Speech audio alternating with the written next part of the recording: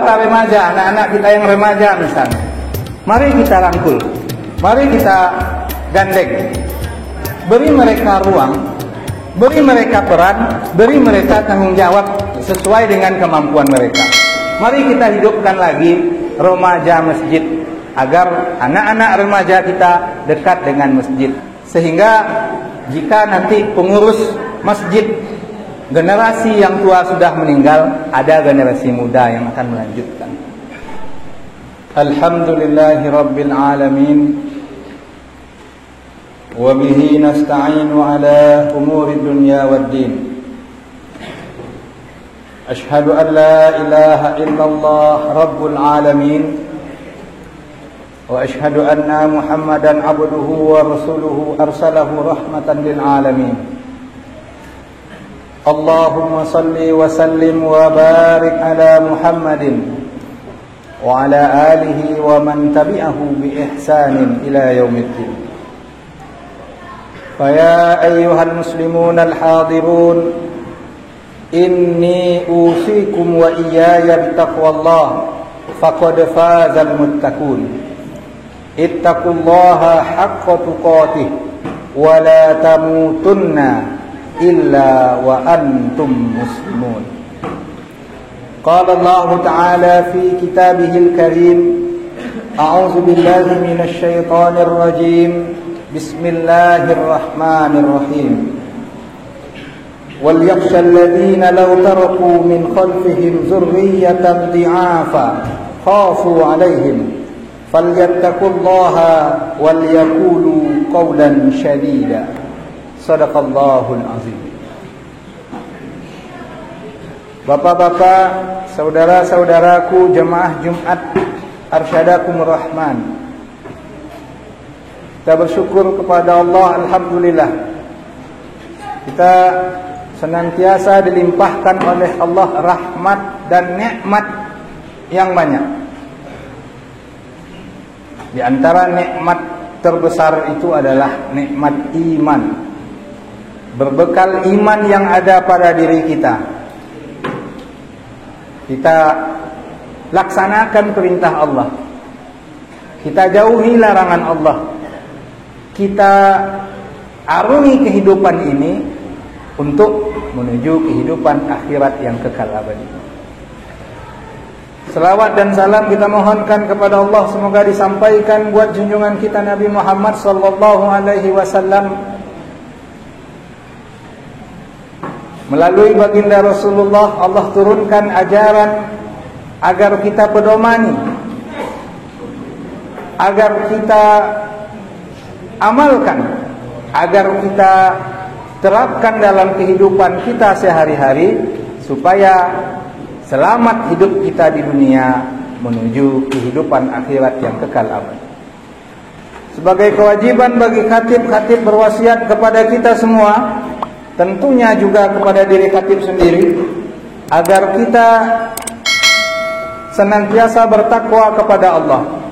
Dalam pengertian sederhananya, kita laksanakan semua perintah Allah dan kita jauhi, kita hindari semua larangan Allah.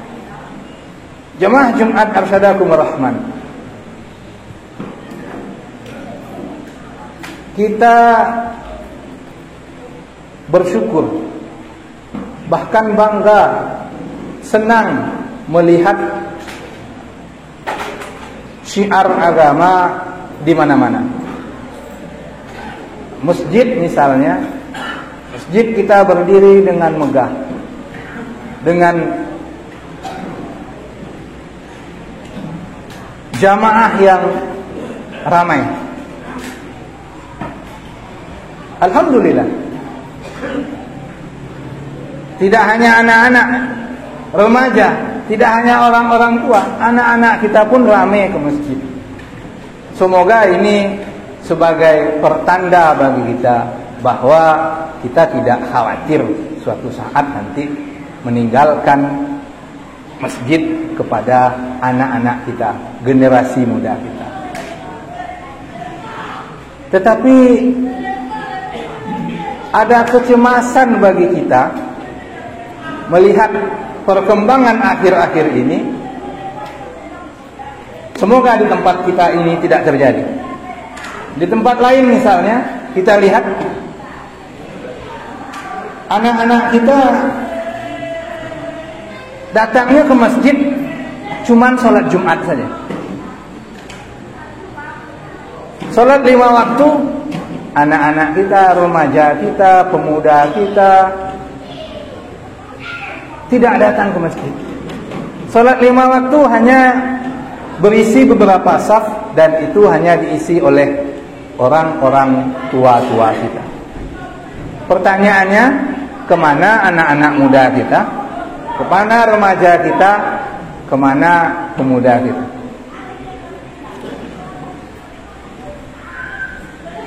Kita layangkan pandangan jauh misalnya.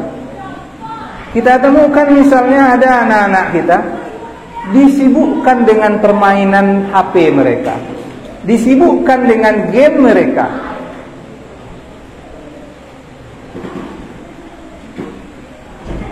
Sibuk mereka dengan permainan mereka.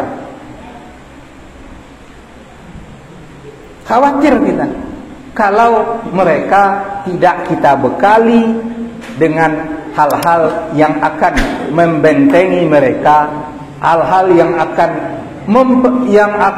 mereka pergunakan untuk kedepannya sebagai calon-calon pengganti kita yang akan datang.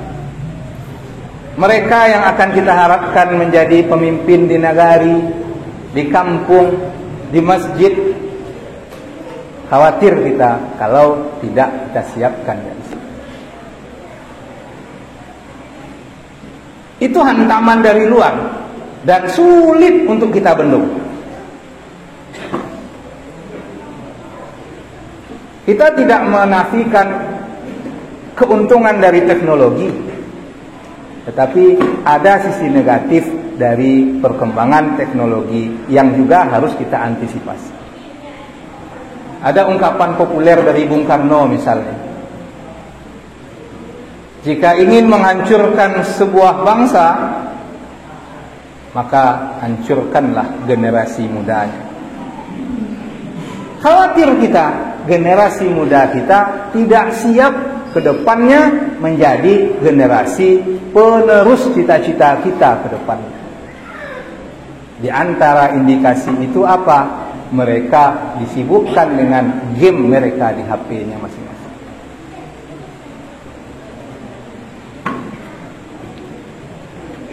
Berdasarkan data, misalnya ada data dari Kementerian Pariwisata dan Ekonomi Kreatif tahun 2015 yang lalu. Berdasarkan angka usia masyarakat penduduk Indonesia, mereka perkirakan di tahun 2030 yang akan datang, itu penduduk Indonesia yang usia produktif di atas 60%, dan 27% diantaranya adalah anak-anak muda dari rentang usia 16 sampai 30 tahun. 27% dari usia produktif tahun 2030 yang akan datang adalah anak-anak dalam usia 16 sampai 30 tahunnya. Artinya siapa? Anak-anak kita yang hari ini masih dalam usia sekolah, remaja kita yang hari ini masih dalam pendidikan, pemuda kita yang hari ini masih berusia 20 tahun ke bawah. Mereka yang menjadi penggerak, pelanjut cita-cita kita ke depan. Maka Khatib ingin menyampaikan kekhawatiran ini kepada kita semua. Semoga belum terjadi sampai ke tempat ini. Anak-anak kita, remaja kita, pemuda kita, mereka yang 10 tahun yang akan datang akan menjadi pengurus masjid, akan menjadi wali nagari, akan menjadi pemimpin di kampung kita masing. Maka harus ada upaya kita bersama. Upaya kita bersama untuk mewujudkan generasi yang gemilang itu. Kita tidak boleh lagi sendiri-sendiri. Orang tua saja yang mendidik anak, atau guru di sekolah saja yang mendidik anak, atau guru di tempat mengaji saja yang mempedulikan pendidikan anak di masjid, di TPA. Orang tua bersinergi, bekerja sama dengan masyarakat, dengan angku-angku nenek mama, tokoh masyarakat, dengan para pemuda, dengan ibu-ibu bundo kandung, dengan pengurus masjid juga. Agar apa? Kita siapkan generasi yang akan menjadi calon-calon pemimpin kita ke depan. Ayat Surah An-Nisa ayat 9 yang Khatib bacakan sebagai bagian dari rukun khutbah tadi mengatakan, hendaklah kita merasa cemas andai kita meninggalkan generasi di belakang kita, generasi yang lemah. Wal yakhsal ladzina law taraku min khalfihim dzurriyyatan dhi'afa khafu 'alaihim. Hendaklah kita takut, cemas jika meninggalkan generasi yang lemah di belakang kita. Lemah dalam segala hal. Lemah dalam pendidikannya, lemah dalam hal ekonomi juga, lemah dalam hal mental, spiritual, lemah dalam hal akidah, ibadah, termasuk akhlaknya.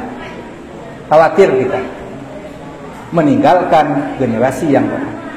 Maka Khatib mengajak, menghimbau kepada kita semua harus bersinergi, kita bekerja sama mewujudkan itu. Untuk anak-anak kita misalnya, kita bersyukur anak-anak kita ini rame nih. Hari ini salat Jumat ini rame anak-anak kita ke masjid. Tetapi terdengar mereka bercerita di luar, terdengar mereka berisik di tempat berwudu, bertengkar. Maka tentu bersama-sama kita, jangan hanya pengurus masjid saja, jangan hanya orang tua saja, harus bersama-sama.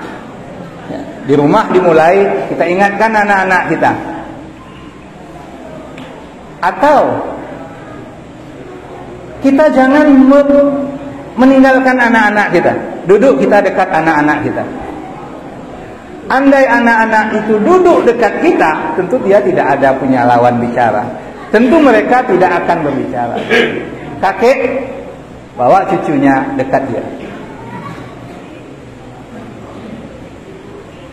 Jangan sampai mereka dikasari, jangan sampai mereka dihardik, diusir dari masjid. Di tempat lain ada penelitian. Di antara penyebab kenapa remaja itu jarang ke masjid adalah karena di waktu masa kanak-kanak mereka pernah diusir oleh orang tua-tua yang datang beribadah ke masjid. Sehingga kesannya masjid itu hanya untuk orang yang tua-tua. Anak-anak tertanam di dalam dirinya, membekas di dalam dirinya, masjid itu tempat yang tidak ramah terhadap dirinya. Masjid itu tempat yang tidak mengenakkan baginya. Mereka datang sholat Jumat hanya karena takut kepada orang tuanya. Remaja, pemuda tidak datang ke masjid. Kenapa? Tertanam di dalam dirinya secara tidak langsung ada perlakuan kasar kita kepada mereka waktu mereka kecil. Ini penelitian. Maka tentu agar tidak terjadi itu kepada kita, kita tidak pula melakukan hal serupa. Jangan kita hardik anak-anak kita. Wajar mungkin anak-anak bermain karena mereka usia bermain, tapi kita dampingi mereka. Kita sholat ke masjid, ajak anak-anak kita. Jangan datang sendiri, ajak anak-anak kita ke masjid. Kita kenalkan mereka dengan masjid sejak dini. Kita sampaikan bahwa masjid juga welcome, masjid juga sangat ramah terhadap anak-anak kita. Masjid ramah terhadap semua. Kepada para remaja, anak-anak kita yang remaja misalnya, mari kita rangkul, mari kita gandeng, beri mereka ruang, beri mereka peran, beri mereka tanggung jawab sesuai dengan kemampuan mereka. Kita libatkan anak-anak remaja kita, pemuda kita dalam kegiatan-kegiatan keagamaan. Sehingga jika nanti pengurus masjid generasi yang tua sudah meninggal, ada generasi muda yang akan melanjutkan. Bersyukur kita, muazin kita muda. Bersyukur kita, ada yang akan mengumandangkan azan dari masjid ini adalah generasi muda. Kita libatkan anak-anak remaja kita sesuai dengan perannya, tanggung jawabnya masing-masing. Beri mereka kepercayaan. Bukankah dulu pernah ada misalnya remaja masjid? Mari kita hidupkan lagi remaja masjid, agar anak-anak remaja kita dekat dengan masjid, agar anak-anak remaja kita belajar di masjid, agar anak-anak remaja kita mengelola kegiatannya bersama di masjid. Sebagai contoh misalnya, organisasi keagamaan besar di Indonesia ini, Muhammadiyah dan NU misalnya. Di Muhammadiyah ada organisasi kepemudaan, mulai semenjak pelajar, remaja, pemuda, bahkan pemudinya. Ada pemuda Muhammadiyah, ada Nasyiatul Aisyah, ada pemuda Ansor di NU. Mereka yang diharapkan akan melanjutkan cita-cita perjuangan Muhammadiyah dan NU itu. Anak-anak mudanya dilatih, diberi kepercayaan. Maka sudah saatnya bagi kita, mungkin kita rangkul anak-anak muda kita ajak ke masjid, kita beri mereka kepercayaan, kita latih mereka, kita beri mereka peran dan ruang untuk belajar, selanjutnya akan menjadi generasi pelanjut kita. Terakhir kepada rekan-rekan kami para pemuda, adik-adik kami para remaja, mari kita ke masjid. Mari kita menjadikan masjid ini sebagai pusat kegiatan kita. Mari kita mencintai masjid. Ada ganjaran bagi kita yang mencintai masjid. Ada ganjaran bagi kita yang hatinya terpaut ke masjid. Kata baginda Rasulullah sallallahu alaihi wasallam, ada 7 golongan yang kelak di akhirat akan mendapatkan perlindungan, akan mendapatkan naungan. Yang akhirat itu tak ada lagi perlindungan, tak ada lagi pertolongan, tak ada lagi yang bisa saling tolong menolong. Tapi ada 7 golongan yang akan mendapatkan perlindungan dari Allah. Kata Nabi, ada 7 golongan yang Allah lindungi, yang Allah naungi pada saat hari di mana tidak ada lagi perlindungan, tak ada lagi pertolongan saat itu. Siapa mereka? Satu di antaranya adalah rajulun qalbuhu mu'allakun bil masajid. Mereka yang hatinya terpaut ke masjid. Pemuda, remaja, mari kita ramai-ramai ke masjid, melaksanakan ibadah, melaksanakan kegiatan, melaksanakan serangkaian apapun namanya kegiatan di masjid. Bersama-sama kita ramaikan masjid, termasuk utamanya tentu melaksanakan sholat 5 waktu. Ada ganjaran.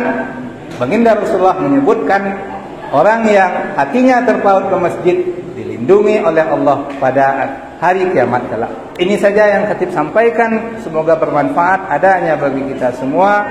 Barakallahu li wa lakum fil Qur'anil azim wa nafa'ani wa iyyakum bima fihi minal ayati wa zikril hakim wa taqabbala minni wa minkum tilawatahu fastaghfiruhu innahu huwal ghafurur rahim.